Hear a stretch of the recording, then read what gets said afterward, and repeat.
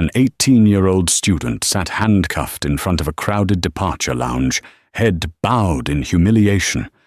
A first-class ticket lay on the floor, disregarded by a sneering gate agent, confident in her petty power trip. But as the cold metal clicked shut on Margot Reynolds's wrists, nobody knew who was sitting in the cockpit of the massive jet just outside the window. They saw a quiet girl in a hoodie. They didn't see the daughter of the man who literally owned the skies they were about to fly in. When the captain's voice finally crackled over the intercom, the silence in the terminal was deafening. The Karma wasn't just coming, it was already cruising at 30,000 feet. The fluorescent lights of Terminal 4 at JFK International Airport hummed with the manic energy of holiday travel. Outside, heavy snow flurries danced against the floor-to-ceiling glass, threatening delays that made every passenger's shoulders tense. But inside the boarding area for Flight 882 to London, the tension had nothing to do with the weather. Margot Reynolds sat near the window, her noise-cancelling headphones doing their best to drown out the chaos. She adjusted her thick-rimmed glasses and pulled the oversized sleeves of her university hoodie over her hands. At 18, Margot had the look of someone trying to disappear. No designer luggage, no flashy jewelry, just a battered backpack and a quiet, studious demeanor. She was exhausted from finals week at Columbia and just wanted to get home for the break. Zone 1, first-class passengers only. The sharp voice cut through the stagnant air like a knife. Standing at the podium was Beatrice Halloway, a gate agent who wore her uniform like armor and her authority like a weapon. Her name tag was polished to a blinding shine, but her expression was scuffed with permanent disdain. Beatrice had been working the gate for 20 years, and in her mind, she was the final arbiter of who belonged on her plane and who didn't. She prided herself on keeping the riffraff out of the front cabin. Margot stood up, sliding her phone into her pocket. She held her boarding pass, a digital QR code on her screen, and joined the short line of suits, cashmere coats, and platinum frequent flyers. Beatrice scanned the line, her eyes narrowing instantly as they landed on Margot. She saw the fraying hem of the hoodie, the scuffed sneakers, and the skin color that, in Beatrice's prejudiced calculus, didn't add up to Zone 1. She stepped out from behind the podium, bypassing a businessman in a grey suit to physically block Margot's path. "Excuse me," Beatrice snapped, her hand raised in a stop motion. "This is for first class. Economy boarding is in Zone 4. Wait until we call it. You need to wait your turn over there." She pointed vaguely toward a crowded corner where frustrated families were camping on the floor. Margot paused, pulling one side of her headphones back. She kept her voice polite. "I know. I'm in first class, seat 1A. Beatrice let out a short, incredulous laugh that sounded more like a bark. She looked around at the other passengers, inviting them to share in the joke. "Seat 1A? Honey, Seat 1A is reserved for VIPs, diplomats, and full-fare executive travelers. Let's see your ticket." Margot sighed, sensing the familiar weight of scrutiny she had dealt with her entire life. She held out her phone. Beatrice snatched the device from her hand, her long, manicured nails clicking aggressively against the screen. She stared at the digital pass, her brow furrowing. It clearly read, "First class. Seat 1A. Reynolds." "This looks manipulated," Beatrice declared loudly, ensuring the restless crowd behind them could hear. "We've had a lot of students trying to hack the app lately. You think you can just Photoshop your way into the front of the plane because you don't want to sit in the back?" "I didn't hack anything," Margot said, her voice steady but tightening. "My father booked the ticket. Please just scan it. The system will verify it." "I'm not scanning a fake ticket," Beatrice hissed. She thrust the phone back at Margot so hard it nearly fell to the floor. "Step aside. You're holding up legitimate passengers, people who actually paid." I am a legitimate passenger, Margot insisted, stepping forward. Scan it. If it doesn't work, then you can kick me out. But you haven't even tried. Don't you take that tone with me? Beatrice countered, her face flushing red. She signaled to a security officer standing near the walkway, a man named Officer Miller, who looked bored and eager for a distraction. Officer, we have a disruptive passenger refusing to follow boarding procedures. Miller lumbered over, his hand resting on his belt. What's the problem here, Beatrice? She's trying to board with a fraudulent ticket and is becoming aggressive, Beatrice lied smoothly. I asked her to step aside, and she refused. I want her removed from the gate area immediately. Aggressive? Margot repeated, looking around at the shocked faces of the other passengers. I haven't raised my voice. I haven't touched anyone. I just want to board the plane. That's enough, Miller grunted. He didn't ask for Margot's side of the story. He saw a frazzled veteran agent and a young black student in a hoodie. He made his assumption. Miss, you need to come with me. You're causing a scene. I'm not going anywhere until you scan my ticket, Margot said, frustration finally cracking her calm facade. She held the phone toward the scanner on the podium, desperate to prove her truth. Beatrice reacted with shocking speed. She slapped Margot's hand away. I told you to step back. The phone skittered across the carpet, sliding under a row of seats. A collective gasp went through the line. That is assault on an airline employee, Beatrice screeched, playing to the gallery. Officer, arrest her. She lunged at me. You all saw it. It was a lie so bold it took a moment to register. But Miller, trained to react rather than investigate, grabbed Margot's arm and twisted it behind her back. All right, that's it. Turn around. What?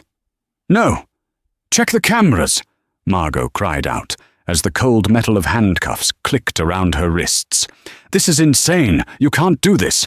I have a ticket. I just did, Miller said, tightening the cuffs until Margot winced. Beatrice smoothed her skirt, a smug smile playing on her lips. Let this be a lesson, she announced to the room. We do not tolerate fraud or violence on this airline. Zone 1, please continue boarding. Margot was shoved toward a row of plastic seats near the window, humiliated, tears stinging her eyes. She looked out at the massive Boeing 777 being prepped for departure. The cockpit window was high above, dark and reflective. She took a deep breath, trying to calm her racing heart. They had taken her phone, but they hadn't taken her voice, and they certainly didn't realize that the pilot conducting the pre-flight check in that very plane was Captain David Reynolds, a man who had never been late for a flight, and certainly never late for his daughter. You're making a huge mistake, Margot whispered to Miller as he pushed her into the seat. My dad is going to be wondering where I am. Yeah. Tell it to the judge, Miller muttered, turning his back to her. Beatrice walked over one last time, towering over the seated, handcuffed girl. I'm going to make sure you're banned from this airline for life, she gloated, her voice low and venomous. Seat 1A. The arrogance. You people always think you can take what isn't yours. You should really check the passenger manifest, Margot said softly, staring Beatrice dead in the eyes. I don't need to check anything to know trash when I see it, Beatrice spat. She turned back to the podium, beaming at a wealthy-looking couple. So sorry for the delay, Mr. and Mrs. Vanderpump. Right this way. Margot closed her eyes. Just wait, she thought. Just wait until the captain notices seat 1A is empty.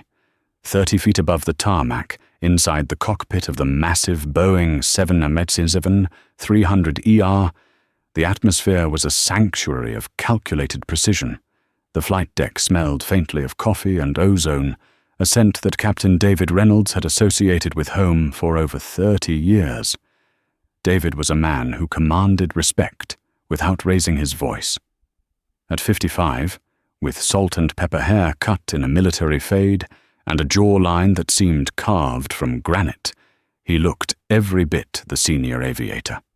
He wore the 4 gold stripes on his epaulets with a gravity that younger pilots envied. Today, he was running through the pre-flight checklist with his first officer, a sharp young pilot named Mark Stevens. "Hydraulics?" David asked, his eyes scanning the overhead panel. "Check. Pressurized and normal," Mark replied, flipping a switch. "Fuel load?" 140 tons. Plenty for the headwinds over the Atlantic," Mark confirmed, tapping the display on the flight management computer. David nodded, satisfied. He glanced at the Breitling Navitimer on his wrist. It was a vintage piece, a gift from his late wife, and he checked it superstitiously before every pushback. They were 45 minutes from departure. David allowed himself a small, private smile. This wasn't just another haul to London Heathrow. This was the Christmas flight. His daughter Margot was coming with him. It had been a grueling semester for her at Columbia University. She had been pulling all-nighters for weeks, studying for her pre-law exams. David had arranged for her to fly in seat 1A, the best seat in the house, so she could sleep for the entire 7-hour journey while he piloted them home. He reached into his flight bag and pulled out his iPhone. He had a text from Margot sent 20 minutes ago. "Through security. Heading to the gate. Can't wait to sleep for a week. Love you, Dad." "You expecting VIPs today, Captain?" Mark asked, noticing David's good mood. "The most important one," David chuckled, placing the phone back in the cradle. "My daughter is in 1A. It's her first time flying up front with me since she was a little girl. Don't bounce the landing, Mark, or I'll never hear the end of it." Mark laughed. "I'll grease it onto the runway, sir. Silk sheets." A soft chime signaled the intercom. It was Eleanor, the chief purser. Eleanor had been flying with David for a decade. She was the mother hen of the fleet, efficient, warm, and fiercely protective of her crew. "Captain," Elena's voice came through the headset. "Catering is loaded. We're just waiting on the final passenger count from the gate. Boarding is about 70% complete." "Thanks, Elena," David said. "Is 1A settled in?" I wanted to make sure she got the extra pillow. There was a pause on the line, a silence that stretched just a second too long. "Captain." "Seat 1A is empty," Elena said, sounding confused. "I thought maybe she was running late. The cabin is filling up, but the suite is empty." David frowned, his brow furrowing. Margot was never late. She was the kind of girl who arrived at the airport 3 hours early, just to read a book and drink coffee. If she texted 20 minutes ago that she was at the gate, she should have been the first person down the jet bridge. "That's odd," David murmured. "She's at the gate. Beatrice is working the podium today, right?" "Yes, it's Beatrice," Elena confirmed, her tone dropping slightly. The flight crews knew Beatrice Halloway well. She was notorious for her moods and her strict adherence to rules that often seemed made up on the spot. "You want me to call up there?" "No, I'll check the ACARS system for the passenger list," David said, a prickle of unease starting at the base of his neck. "Maybe she stopped to get food. Keep me posted, Elena." "Will do, Captain." David turned back to the center console, pulling up the digital manifest on the flight computer. He scrolled to the top of the list. 1A. Reynolds, M. Not boarded. "Everything okay, sir?" Mark asked, sensing the shift in the cockpit's energy. "I don't know," David said slowly. He looked out the side window. The snow was falling harder now, blurring the lights of the terminal building. He could see the jet bridge connected to the fuselage like an umbilical cord. "She's right there. Why isn't she on board?" He picked up his phone and dialed Margot's number, straight to voicemail. David's stomach tightened. Margot never turned her phone off when they were traveling together. It was their rule. In case of emergencies, they stayed connected until the cabin doors closed. "Mark, continue the checklist," David ordered, his voice losing its warmth and taking on the steeliness of command. "I need to make a call." He dialed the gate desk directly via the aircraft's internal comms system. It rang, and rang, and rang. "Gate is busy," David muttered. He hit the button for the purser again. "Elena, has Beatrice sent the final paperwork down yet?" "She's walking down the bridge right now, Captain," Elena replied. "She looks agitated." "Send her to the cockpit immediately when she gets here," David said. "I want to know where my passenger is." David unbuckled his harness. The feeling in his gut wasn't just worry anymore. It was a specific, cold dread that every parent knows. Something was wrong. The logic didn't hold up. Margot was responsible. She had the ticket. She was at the gate. If she wasn't on the plane, someone had stopped her. And if Beatrice Halloway was involved, David knew it wasn't going to be a simple misunderstanding. The air inside the first-class cabin was hushed and exclusive, a stark contrast to the frenzy of the terminal. Passengers settled into wide leather suites, sipping pre-flight champagne. But the energy shifted the moment Beatrice Halloway stormed through the aircraft door. She carried the final manifest clipboard against her chest, her face flushed with the adrenaline of her confrontation. She looked victorious. To her, removing a problematic passenger was a trophy, proof that she was the guardian of the airline's standards. Elena was standing in the galley, organizing welcome drinks. She looked up as Beatrice entered. "Beatrice, we're almost ready to push," Elena said, checking her watch. "Where's the rest of Zone 1? And we're still missing 1A. Beatrice let out a huff of air, rolling her eyes dramatically. "Don't worry about 1A. I handled it." "Handled it?" Elena asked, pausing with a crystal glass in her hand. "What does that mean? Did she miss the flight?" "Hardly," Beatrice scoffed, loud enough for the passengers in 1C and 1D to hear. "She tried to board with a fraudulent ticket. Some college kid in a hoodie, thinking she could scam her way into first class. I caught it immediately, of course." Elena froze. "A fraudulent ticket? For seat 1A? "Yes. Can you believe the nerve?" Beatrice continued, oblivious to the way Elena's face had gone pale. "She caused a massive scene, screaming, refusing to step aside. I had to have Miller arrest her. She's handcuffed out in the terminal right now, waiting for airport police." Beatrice laughed, a harsh sound that grated against the soft jazz playing in the cabin. "She even tried to claim her daddy booked the ticket. The usual sob story. I told her she can sit in a jail cell instead of a lie-flat seat." The cockpit door, which had been slightly ajar, suddenly slid open with a heavy mechanical thud. Beatrice stopped laughing. Captain David Reynolds stepped out. He wasn't wearing his uniform jacket, just his crisp white shirt with the pilot wings pinned above his heart and the 4 black and gold epaulets on his shoulders.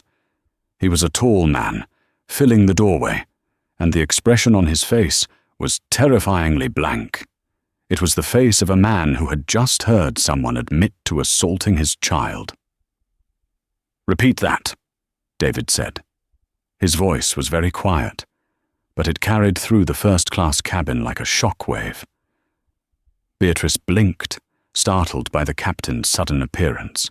She didn't recognize him immediately as Margot's father. She only saw the pilot. She straightened up, assuming he would be on her side. "Oh, Captain Reynolds," Beatrice said, putting on her professional smile. "Just a bit of drama at the gate. Nothing for you to worry about. We had a disruptive passenger trying to sneak into first class with a fake boarding pass. I had security remove her." "A disruptive passenger," David repeated, taking a slow step into the galley. He towered over Beatrice. "Young, black, wearing a Columbia University hoodie." Beatrice's smile faltered slightly, confused by the specific description. "Yes, exactly. You saw her?" And you said she was handcuffed? David asked. The muscles in his jaw were working, a rhythmic clench that Elena recognized as a sign of extreme fury. Yes, she became aggressive when I called her out, Beatrice said, though her confidence was starting to crack under David's intense stare. She refused to leave. Officer Miller has her in custody. We're safe to depart now. David stared at her for 5 long seconds. The silence was suffocating. The passengers in the front rows had stopped drinking their champagne. They were watching, wide-eyed. Beatrice, David said, his voice dropping to a register that sounded like grinding stones. That passenger wasn't a scammer. Excuse me. Beatrice blinked. That ticket wasn't fake, David continued, taking another step forward, forcing Beatrice to step back against the galley storage lockers. I know because I bought it, with my employee privileges, for my daughter. The color drained from Beatrice's face, so instantly it looked like a magic trick. Her mouth opened, but no sound came out. Your daughter? She whispered, her voice trembling. Margot Reynolds, David said, pronouncing the name with deliberate precision. Seat 1A. The girl you just had handcuffed. The girl you just publicly humiliated and accused of fraud. Beatrice's eyes darted around the cabin, looking for an escape, looking for an excuse. Captain, I didn't know. She didn't look like what? David snapped, his voice finally rising, cracking like a whip. She didn't look like she belonged in my plane? Is that what you're saying? No, the system, I thought. She had a hoodie? Beatrice stammered, hyperventilating. The clipboard clattered to the floor, papers spilling everywhere. David ignored the mess. He turned to Elena. Call the tower. Tell them Flight 882 is holding its position indefinitely. We are not pushing back. Yes, Captain, Elena said immediately, picking up the interphone. Captain, you can't delay the flight, Beatrice squeaked, terror replacing her arrogance. The schedule, the costs. You worried about the cost? David leaned down, his face inches from hers. His eyes were cold blue fire. You just had my 18-year-old daughter arrested because you were too prejudiced to scan a ticket. You have no idea what this is about to cost. He grabbed his uniform jacket from the hook inside the cockpit and shrugged it on. He adjusted his cap, pulling the brim low. Mark, he called back into the cockpit. Sir. The first officer appeared at the door. You have the comms. Keep the APU running. I'm going outside. Captain, where are you going?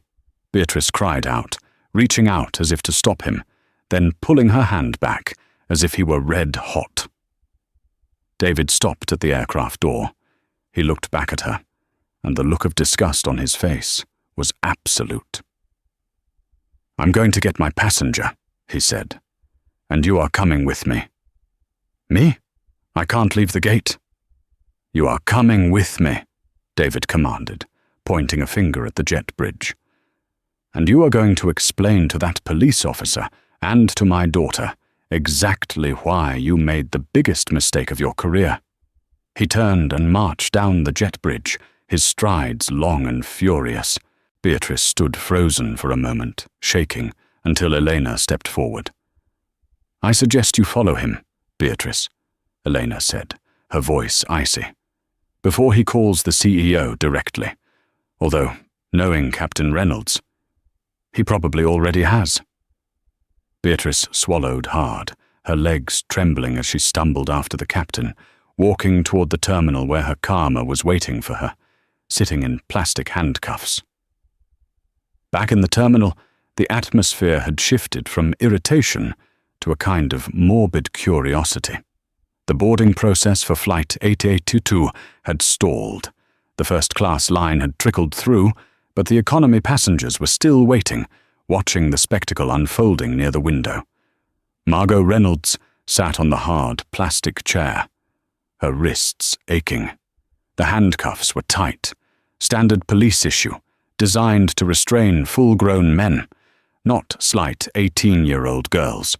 She kept her head down, staring at her sneakers, trying to block out the whispers of the people standing nearby. "Must be drugs," a woman in a fur coat whispered loudly to her husband.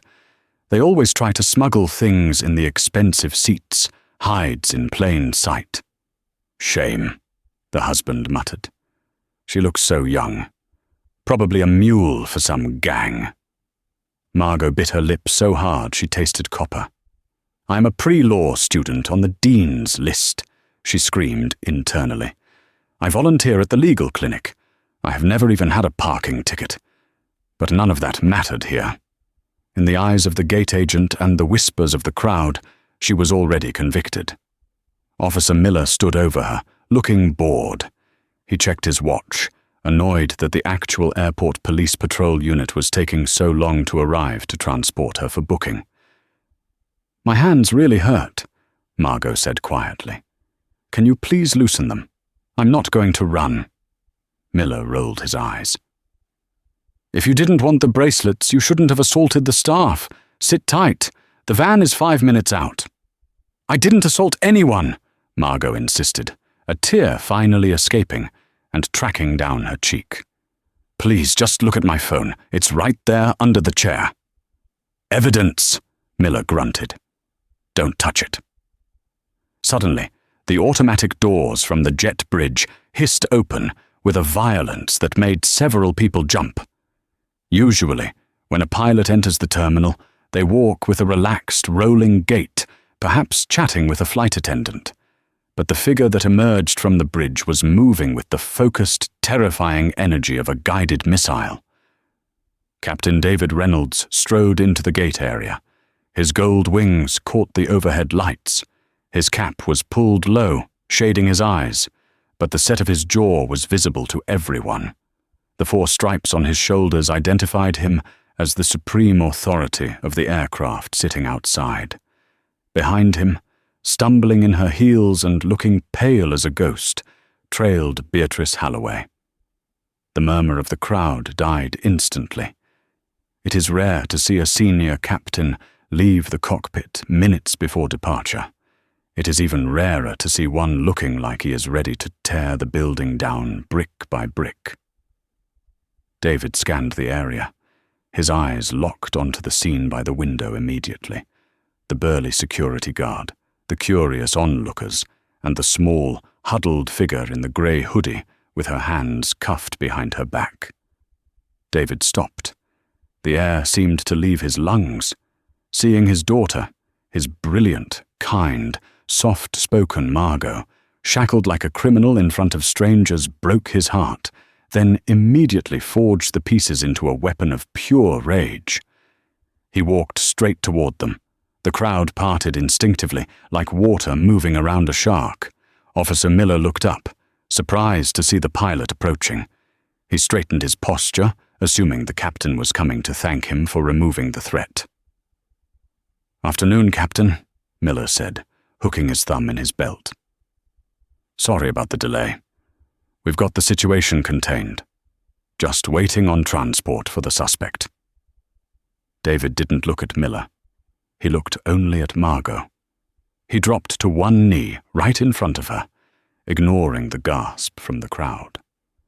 The pristine knees of his uniform trousers hit the dirty airport carpet. "Margot," he said softly, his voice trembling with suppressed emotion. "Baby, are you okay?" Margot looked up, her eyes wide and wet behind her glasses. "Dad, I told them. They wouldn't listen. They broke my phone." "Dad?" Miller repeated the word, his brain stalling. He looked from the girl in the hoodie to the distinguished pilot kneeling before her. The resemblance was suddenly, terrifyingly undeniable. The same eyes, the same shape of the face. David stood up slowly. He turned to face Officer Miller. The transition from tender father to furious commander was instantaneous. "Take them off," David said. His voice was low, devoid of any politeness. "Sir, Miller stammered, stepping back. "She's a suspect. She assaulted an agent. I said, 'Take them off!'" David roared. The sound was so loud, so authoritative, that it echoed off the high ceilings of the terminal. People 3 gates away stopped walking.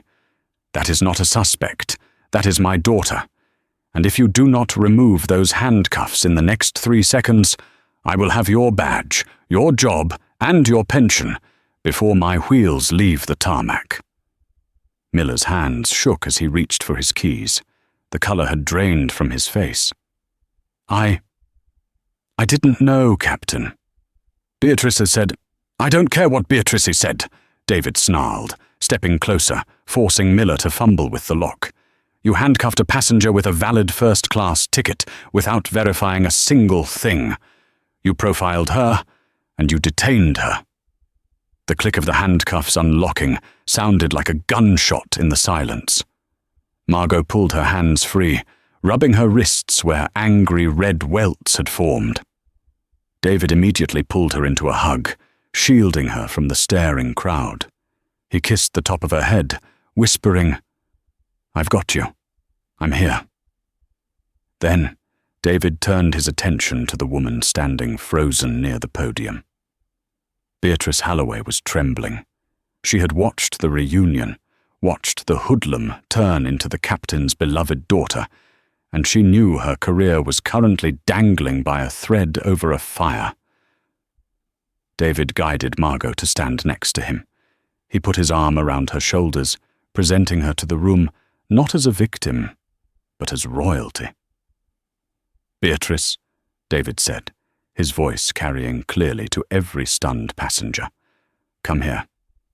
She didn't want to move, but the weight of the captain's command and the hundreds of eyes watching her forced her feet forward.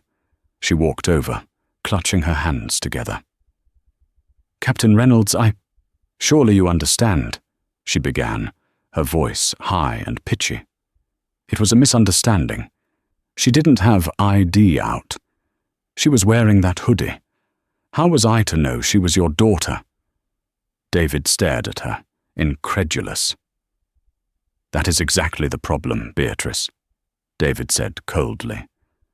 "It shouldn't matter whose daughter she is. If she was the daughter of a janitor, she still had a valid ticket. You didn't treat her this way because you thought she was a fraud. You treated her this way because you didn't think she looked like she deserved to be in my plane." He gestured to the crowd, to the wealthy passengers in Zone 1 who were now looking at their feet, ashamed. "You embarrassed her," David said. "You treated her like a criminal in front of all these people. So now, you are going to fix it." The terminal was dead silent. Even the announcement speakers seemed to have paused out of respect for the drama. Beatrice looked around, her face patchy with red blotches of embarrassment. "Fix it.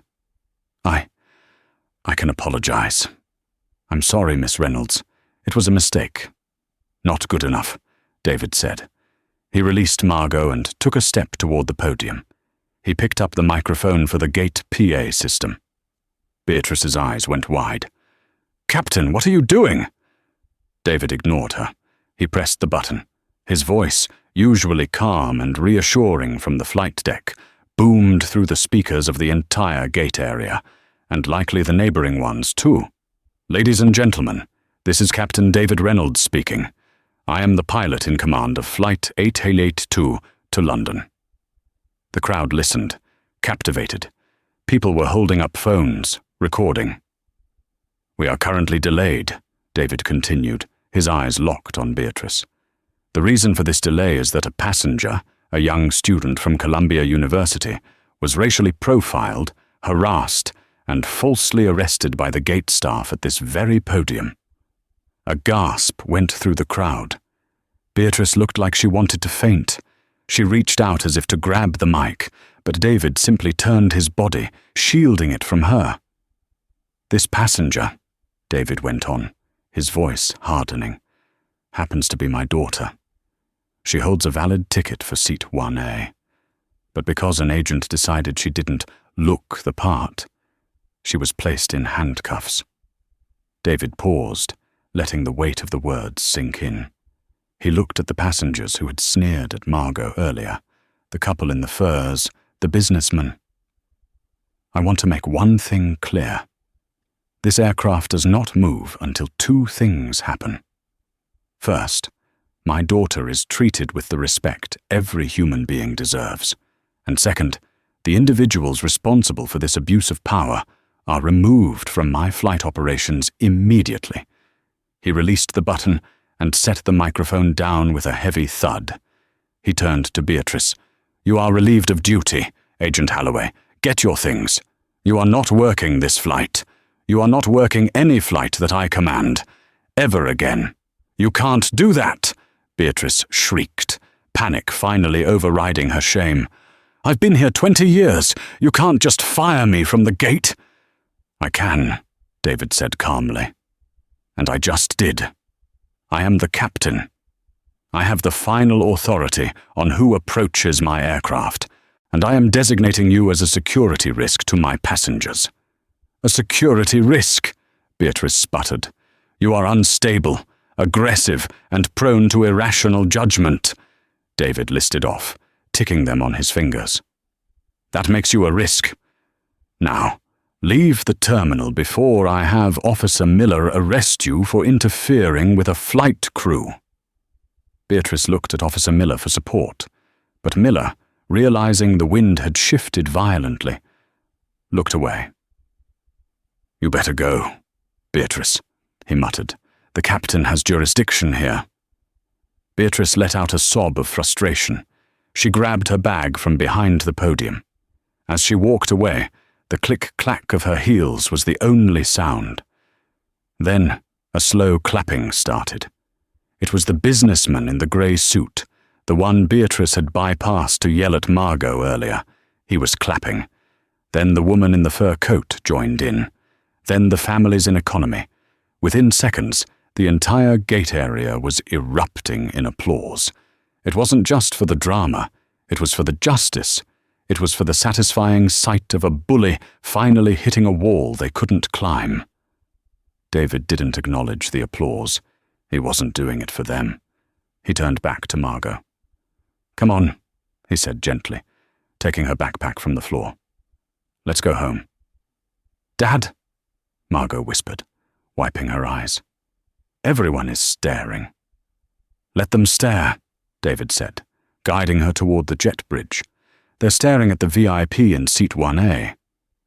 As they walked past the scanner, the new gate agent, a younger woman who had been watching from the next counter, terrified, hurried over. "Captain," she said nervously, I can scan her ticket manually." David stopped. He reached into his pocket and pulled out his own phone.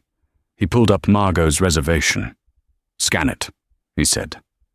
"I want it on the record that she boarded properly." The young agent scanned the code.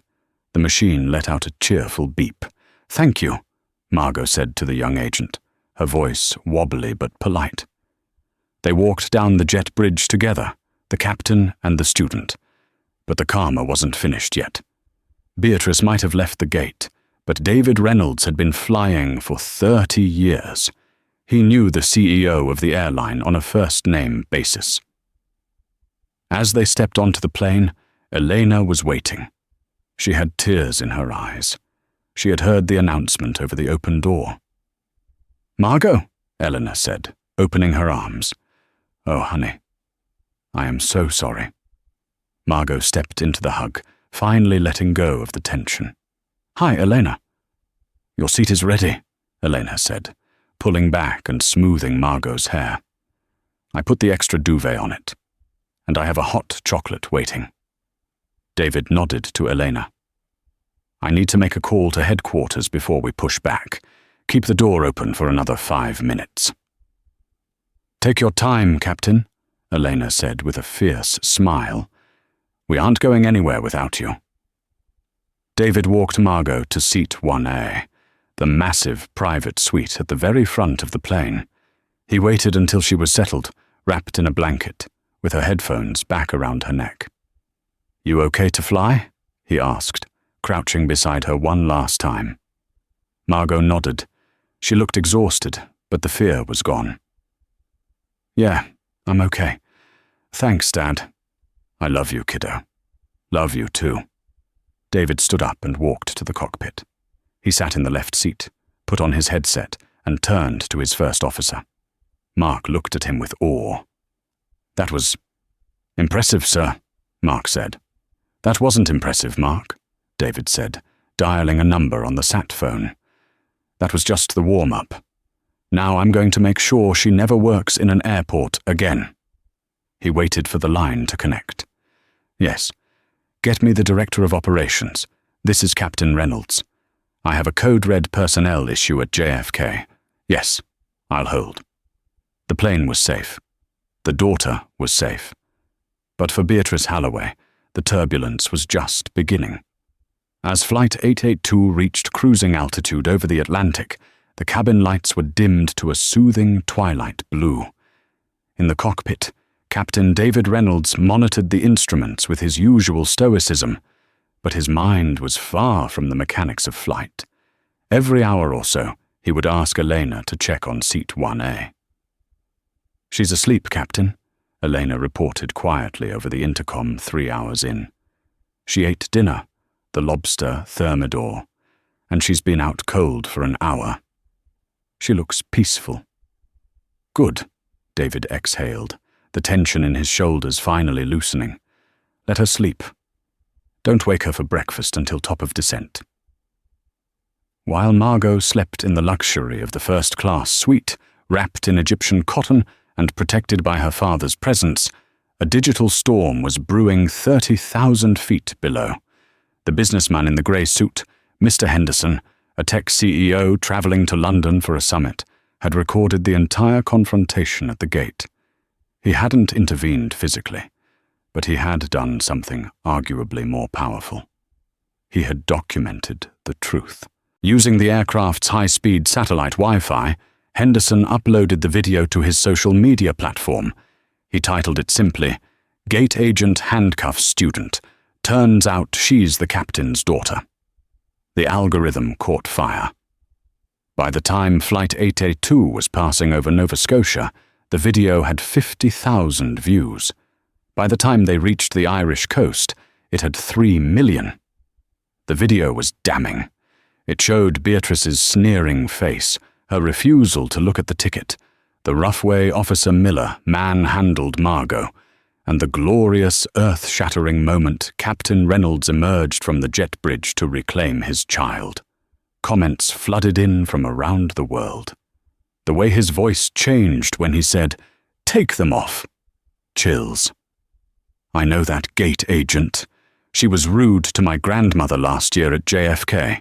Finally, she gets what she deserves. Imagine being so racist you accidentally arrest the pilot's daughter. Career suicide speedrun. Back in New York, Beatrice Halloway was sitting in the airport break room, trying to write an incident report that painted her as the victim. She was typing furiously, claiming Margot had been belligerent and threatening. She believed that her 20 years of seniority and her union rep could save her. She thought she could spin this. Then her phone started buzzing. Texts from co-workers, links from friends. She clicked one. It was the video. She watched herself on the screen. She watched the way she looked, arrogant, cruel, dismissive. She heard her own voice screeching, "I don't need to check anything to know trash when I see it." Her face went pale. In her memory, she had been authoritative. On video, she looked like a monster. The break room door opened. It was the station manager, a stern man named Mr. Henderson, no relation to the passenger. He held a tablet in his hand. He didn't look happy.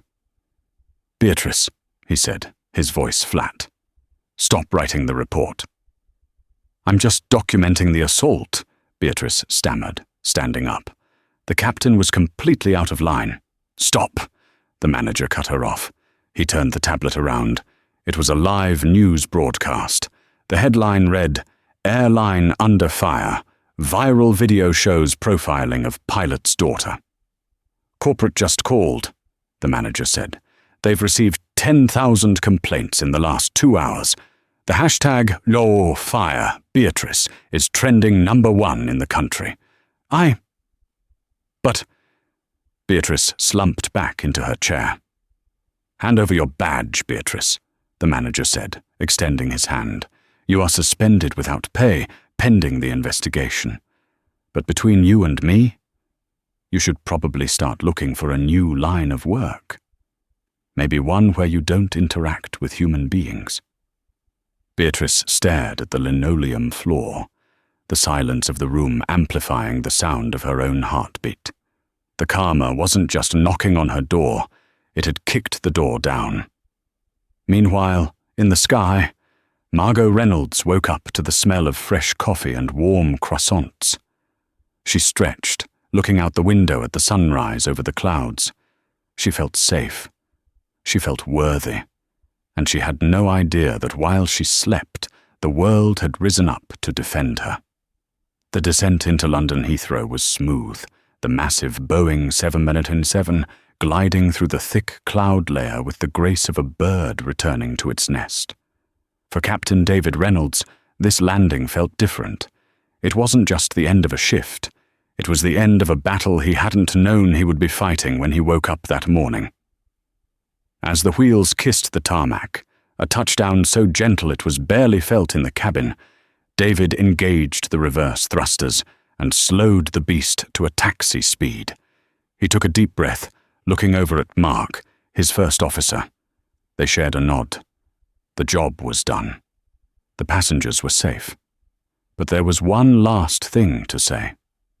David keyed the microphone for the public address system, his voice steady and rich, filling the cabin one final time. "Ladies and gentlemen, welcome to London.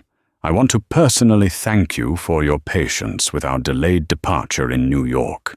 To the passengers in the gate area, who stood up for what was right, who refused to let an injustice pass unnoticed, thank you.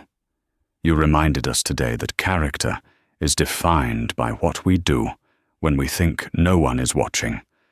Justice is a team sport. Welcome home."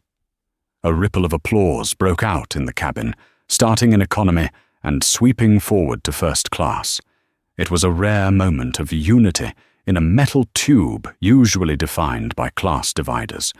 When the seatbelt sign was extinguished and the cabin doors opened, there were no police waiting for Margot this time. Instead, the jet bridge was occupied by a nervous-looking man in an expensive suit. Mr. Sterling, no relation to the banned list, the regional director of the airline's European operations. He held a massive, ostentatious bouquet of white lilies. David emerged from the cockpit, his cap under his arm, looking tired but radiating a quiet, dangerous calm. He walked to seat 1A, where Margot was gathering her backpack. She looked small again, just a student in a hoodie, but her posture had changed. She held her head high. They exited the aircraft together. The regional director stepped forward, a practiced, apologetic smile plastered on his face. "Captain Reynolds." "Miss Reynolds," he began, his voice dripping with corporate conciliation. "On behalf of the entire airline, we are mortified by the events at JFK. The CIO has been briefed personally. We have arranged a private limousine to take you to your hotel, and we hope you will accept these flowers as a token of our sincerest apologies." He thrust the bouquet toward Margot. Margot looked at the flowers, then at the man. She didn't reach for them. The silence stretched for an uncomfortable 10 seconds. "I don't want flowers," Margot said, her voice soft but cutting through the noise of the disembarking passengers. "Flowers die in a week. The humiliation of being handcuffed in front of a crowd lasts a lot longer." The director lowered the bouquet, his smile faltering. "Of course. We understand. We want to make this right." "If you want to make it right," Margot continued, stepping closer to her father, "then make sure that woman never has the power to do that to anyone else." "I don't want an apology," I want change." David placed a hand on his daughter's shoulder, a silent anchor of support. "You heard her," David said to the director. "We'll take the car, but keep the flowers. You're going to need them for the PR funeral you're about to host." The proceedings against Beatrice Halloway were not the slap on the wrist she had expected. Back in New York, she sat in a cold, grey human resources office. Her union representative sat beside her, but he wasn't arguing. He was looking at the table, defeated. The evidence was overwhelming. The viral video had clocked 10 million views in 24 hours. But worse than the video were the logs. The investigation triggered by Captain Reynolds revealed a pattern of behavior spanning a decade. Dozens of complaints from minority passengers that Beatrice had dismissed as unruly behavior, which management had previously ignored. "Beatrice Halloway," the HR director read from a prepared statement, not even making eye contact. "Your employment is hereby terminated, effective immediately, for gross misconduct and violation of the airline's anti-discrimination policy." "Terminated?" Beatrice gasped, clutching her purse. "But my pension? I'm 2 years away from full benefits. You can't take my pension." "Gross misconduct nullifies the severance and pension eligibility clauses of your contract," the director said coldly.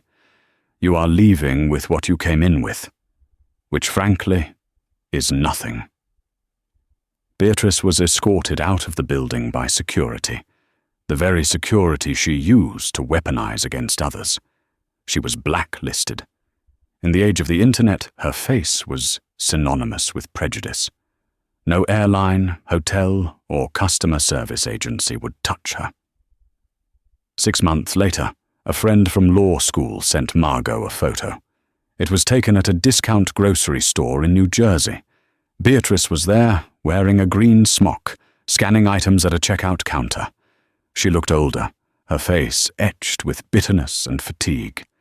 She was scanning a carton of milk for a teenager. The irony was poetic. She had refused to scan a ticket for a girl who belonged in the sky. Now, she was forced to scan groceries for minimum wage on the ground. She had wanted to be the gatekeeper. Now, she was just the help. Margot Reynolds didn't just survive the incident. She used it as fuel. She sued the airline, not for greed, but for principle. The lawsuit was settled out of court for an undisclosed, 7-figure sum to avoid a public trial that would have destroyed the airline's stock price. Margot didn't buy a car or a mansion. She took the money and established the Reynolds Sky Foundation. The foundation had a simple mission: to provide full law school tuition and flight training for minority students who had been told they didn't look the part. 3 years after the incident, Margot graduated at the top of her class at Columbia Law. The ceremony was held on a crisp spring morning. David Reynolds sat in the front row. He wasn't wearing his uniform anymore. He had retired the year prior, hanging up his wings with a perfect safety record, but he wore his best suit. At the graduation dinner that night, in a quiet Italian restaurant overlooking the city, the mood was celebratory but reflective. David poured 2 glasses of vintage champagne. He looked at his daughter, now a lawyer, a philanthropist, and a woman who had turned her worst day into a legacy of hope. He raised his glass, his blue eyes shining with pride. "To Seut 1A," he said, his voice thick with emotion. Margot smiled, the memory of the handcuffs long replaced by the weight of her diploma. She clinked her glass against his. "To the captain," she replied, "and to everyone who helps us fly." The story of the girl in the hoodie and the captain who saved her became a modern legend in the aviation world. It served as a permanent warning to every gate agent and staff member. Treat every passenger with dignity, because you never know when the person you are judging holds the power to ground you forever. And that is the story of how one arrogant gate agent lost everything because she judged a book by its cover. It's a powerful reminder that prejudice isn't just cruel, it's a liability. Beatrice Halloway thought she held all the cards, but she forgot that in the game of life, karma is the dealer, and the house always wins. Margot Reynolds turned her humiliation into a scholarship that will help thousands, proving that true power isn't about keeping people out, it's about lifting people up. I want to hear from you. What would you have done if you were in that boarding area? Would you have recorded the video, or would you have stepped in to help? Let me know in the comments below with the hashtag #JusticeServed. If you enjoyed this story of dramatic justice and the bond between a father and daughter, please hit that like button. It really helps the channel grow. And don't forget to subscribe and turn on notifications so you never miss a story. We post new dramas every week. Thanks for watching, and fly safe.